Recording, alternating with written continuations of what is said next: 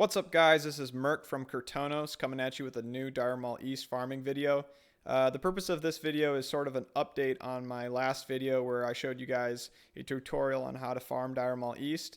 The three bosses, Hyderspawn, Zevram, and Alzine. There's been some changes, particularly with class books having dropped significantly in price. So there's not nearly as much incentive to kill the different bosses in Dire Maul East. A lot more of your gold each run is going to be coming from arcane crystals. So, new strats have been developing on how to run the dungeon as quickly as possible so that you can access as many thorium nodes per hour and get the highest gold per hour possible. So, this guide, this tutorial is sort of a synthesis of the information that I found online by watching other people's videos and through my own experiences experimenting with Dire Maul East. So I'm just going to get right into the video. I'm going to time this one, so just to kind of show you guys how fast you can actually run the instance. I will be skipping Hyderspawn. You can get about 12-minute runs, so that's a max of 5 per hour. That's where you're going to get locked out if you do any more. So you really can't do it any faster than that. I guess if you were to do it quicker, you could take time to kill an extra Hellcaller pack or something of that sort. I'm not running any sort of speed items or anything kind of gimmicky stuff like that.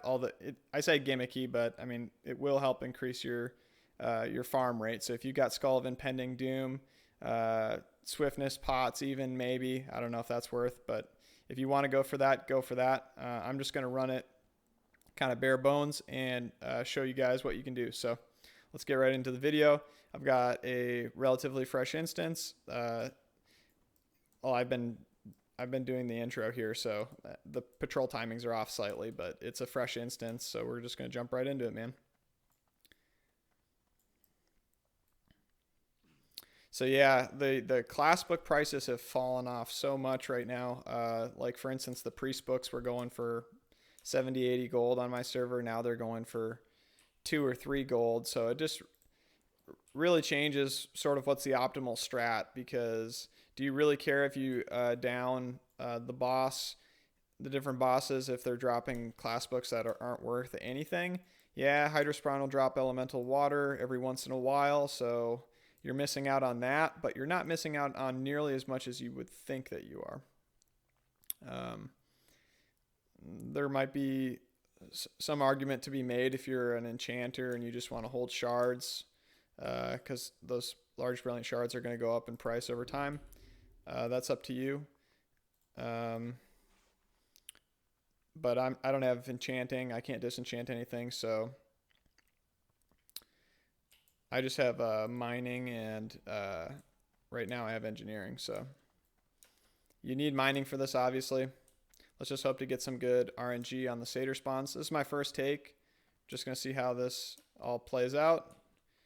No spawns. That's pretty lucky. Okay, here it is. I'm going to try to evade it.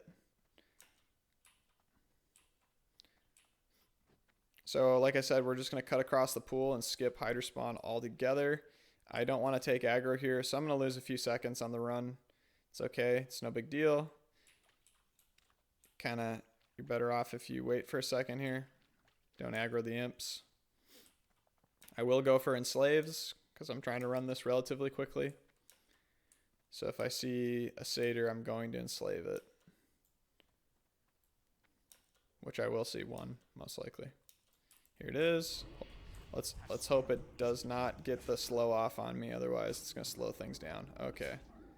Well, I'm just going to kill it then. So this obviously is not going to be the fastest of runs. I got the slow on me, so there's no point in enslaving it, really. Well, it would go a little bit quicker, but who cares? If I would have seen it from further away, then I could have enslaved it without it hitting me and putting the slow on. I'm going to try to avoid getting another one and just nuke it down. Alright. Okay. So I lost, I don't know, 30 seconds there.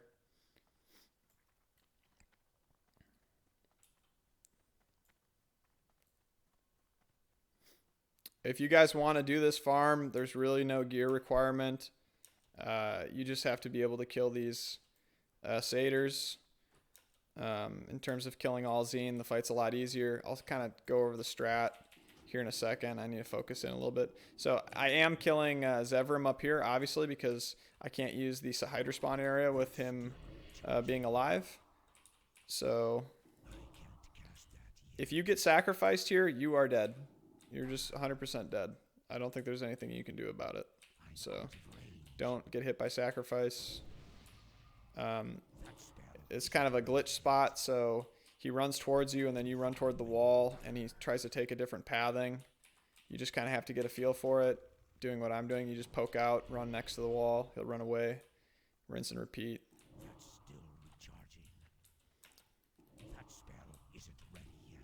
I don't really go for anything beyond an Immolate. If you try to go for Shadow Bolt, his casts are way too fast. It's like a 1.5 second cast time, maybe even faster than that. Could be a 1 second on his sacrifice ability. If he gets you on the table, you are dead. Because he's going to be hitting you, and he'll probably put his other dot on you too. So, this takes a little while, but you got to do it this way, pretty much. Getting some Nightfall procs, that's kind of nice.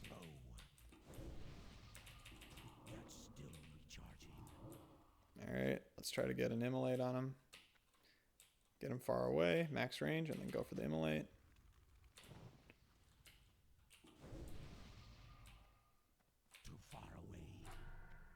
I'm probably on the way back going to get the Stealth Satyr in the hallway, because I don't think I got one on the way here. I was lucky to avoid it.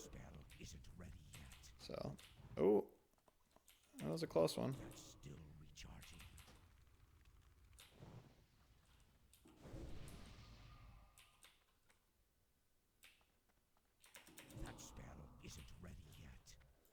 Alright, I am going to loot.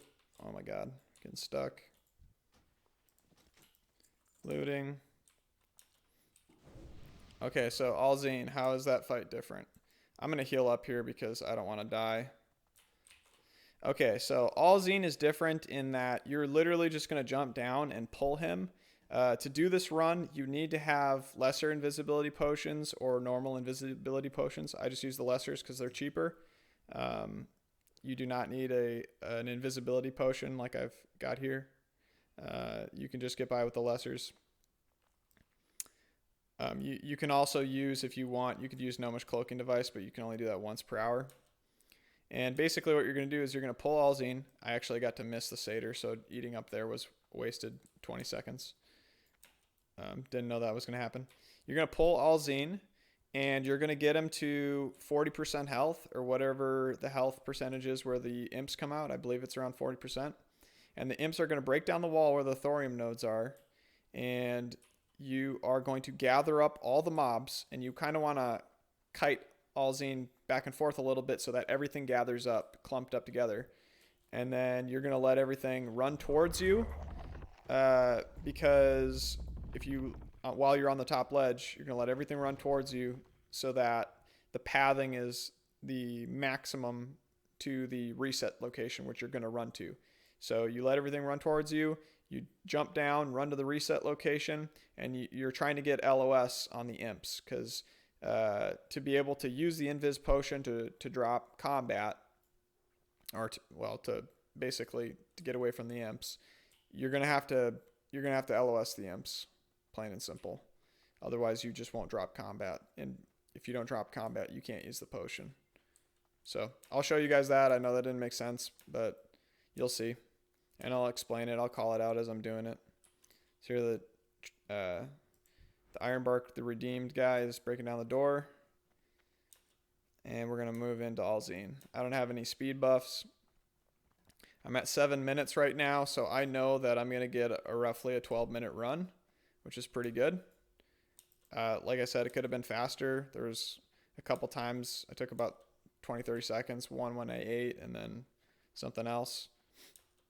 So you can do this run faster, especially if you have Skull of Impending Doom.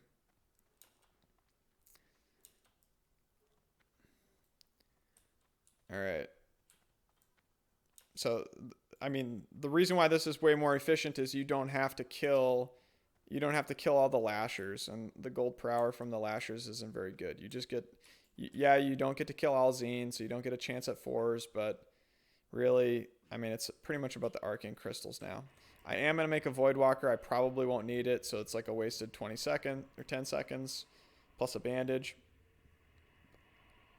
But this isn't like the ultimate speed run. I'm just trying to show you guys how this works. I do not need the Voidwalker. I could do this naked if I wanted to. But it's just nice to have it, just in case something goes really wrong. See, I got hit by a debuff. That's just bad RNG, but I blocked it with the sack, so it's no big deal. All right, he's in treant form, so I'm gonna get more damage on him. Okay, so after this Shadow Bolt and this Corruption, I'm gonna get him back in the pocket because he's about to shapeshift. See? Okay. Tried to juke that. I managed to juke it, max range it. Just keeping him there until he shapeshifts. Not going crazy. Not letting myself get hit by a ton of debuffs just to get damage on him. Just playing it safe. Might get kicked here. Did not get kicked. I'm going for another Shadow Bolt. He's about to shapeshift. Okay. So he's going to come towards me. Get up another Immolate.